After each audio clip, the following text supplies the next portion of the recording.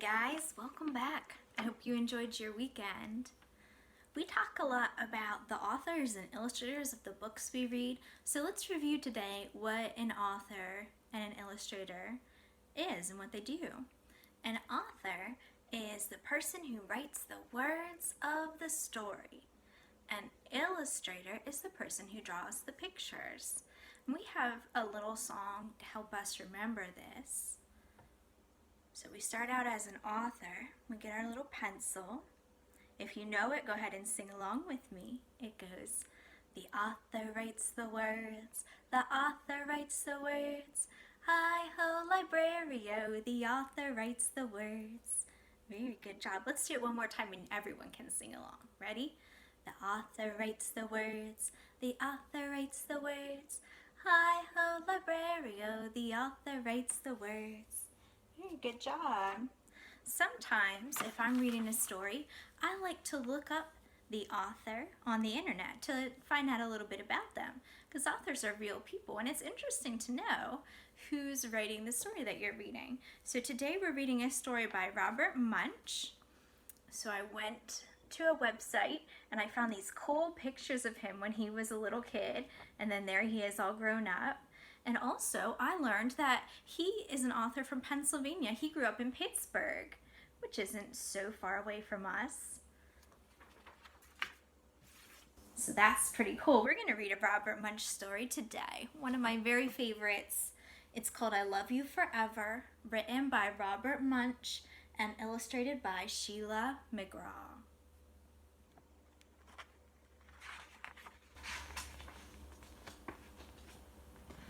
A mother held her new baby and very slowly rocked him back and forth, back and forth, back and forth.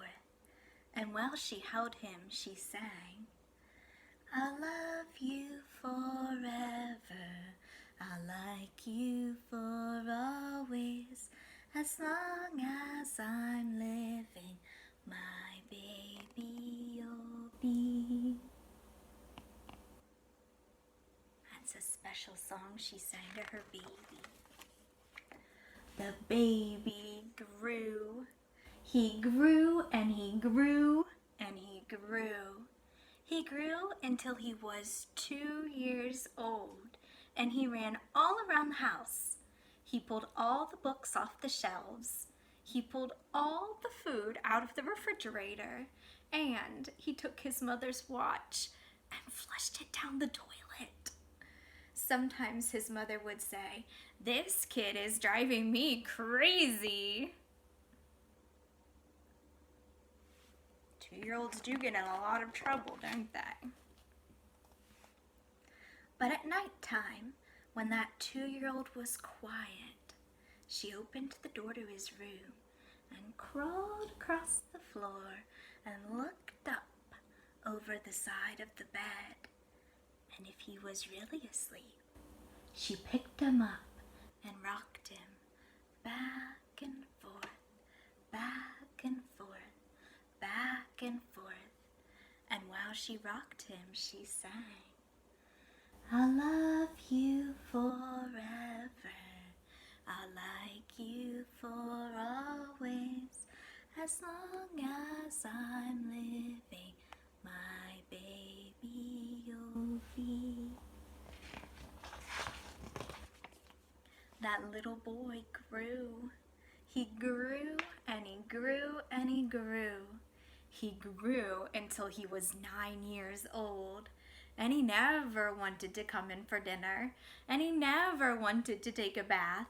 And when Grandma visited, he always said bad words.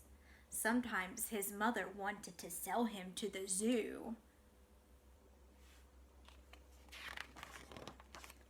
But at night time, when he was asleep, the mother quietly opened the door to his room and crawled across the floor and looked over the side of the bed. And if he was really asleep, she picked up that 9-year-old boy and rocked him back and forth, back and forth, back and forth. And while she rocked him, she sang, I'll love you forever, I'll like you for always, as long as I'm living, my baby you'll be. The boy grew. He grew and he grew and he grew. He grew until he was a teenager. He had strange friends and he wore strange clothes and he listened to strange music. Sometimes the mother felt like she was in a zoo. But at night time, when that teenager was asleep, the mother opened the door to his room, crawled across the floor, and looked over the side of the bed. And if he was really asleep, she picked him up and rocked him back and forth, back and forth, back and forth. And while she rocked him, she sang, I'll love you forever, I'll like you for always, as long as I'm living, my baby you'll be. That teenager grew. He grew and he grew and he grew. He grew until he was a grown-up man. He left home and he got his own house across town.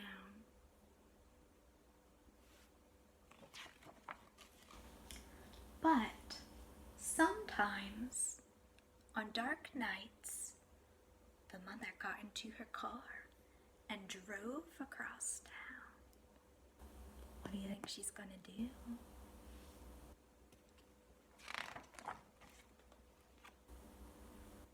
And if all the lights in her son's house were out, she opened his bedroom door. Oh, she opened his bedroom window, crawled across the floor, and looked up over the side of his bed. And if that great big man was really asleep, she picked him up and rocked him back and forth, back and forth, back and forth. And while she rocked him, she sang, I'll love you forever, I'll like you for always, as long as I'm living, my baby you'll be.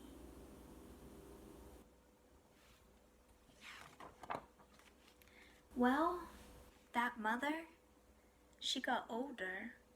She got older and older and older. One day, she called up her son and said, you better come see me because I'm very old. I'm very sick. So her son came to see her. When he came to the door, she tried to sing him the song. She sang, I'll love you forever, I'll like you for always. But she couldn't finish because she was too old and too sick. That's sad. The son went to his mother. He picked her up and rocked her back and forth, back and forth, back and forth. And he sang this song. I'll love you forever, I'll like you for always, as long as I'm living, my mommy you'll be. How do you think he knew that song? Do you think he was awake sometimes when his mommy sang it to him?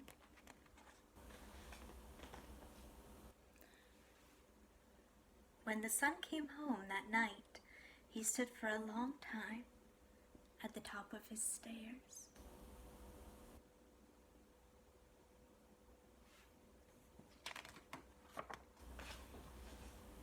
And then he went into the room where his very own new baby daughter was sleeping.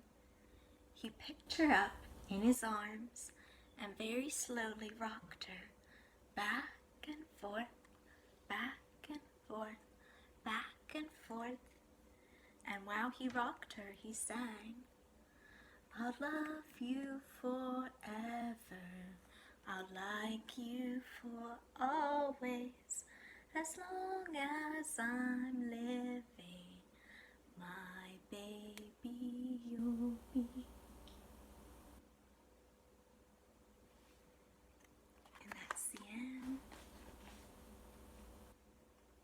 Did you like that book by Robert Munsch? I like that happy ending where he can sing that song to his own little baby. Have a great night. I'll see you tomorrow.